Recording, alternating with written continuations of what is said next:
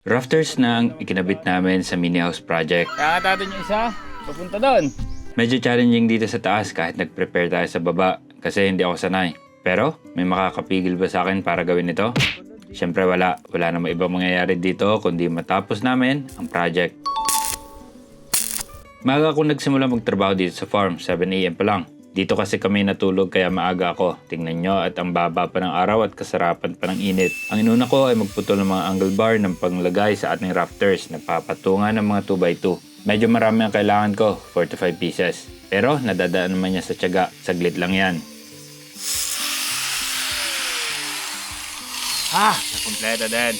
Sinunod ko naman ang pag-welding nito sa 2x4. Kailangan pantay-pantay ito para sure tayo na eskwalado ang mga 2x4 pagdating sa taas.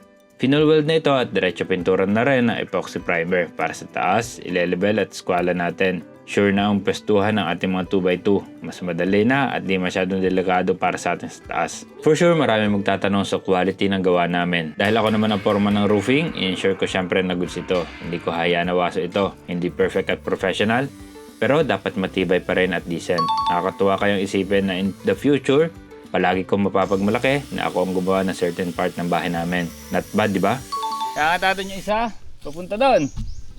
Iniangat namin ang unang rafter. Uunahin natin ang dalawang gilid para may skwala natin maayos. Pag naspat natin ang dalawang rafters sa magkabilang dulo, easy-peasy na lang para mailagay natin ang tatlo pa. Huwag nyo na akong pagalitan dito. Hindi ito OSHA approved. I just have to do what I need to do. Hindi ko naman ito araw-araw gagawin. Kaya hindi ako para bumili ng mga safety harness. May mga scaffolding naman tayo. Kailangan level ang ating bakal para hindi naman mag-off pag inilagay natin ang 2x2. Ispetan ko lang para sabay-sabay na ang full weld kapag okay na ang lahat ng rafters. Pero honestly, natatakot ako nung una dito sa taas. Hindi kasi katulad ni John Paul at Jeric. Nasanay sila sa karitan. Doon basta umakit sa nanyog, pagkuha ng tuba para sa lambanog. Trabaho nila kasi dati yon.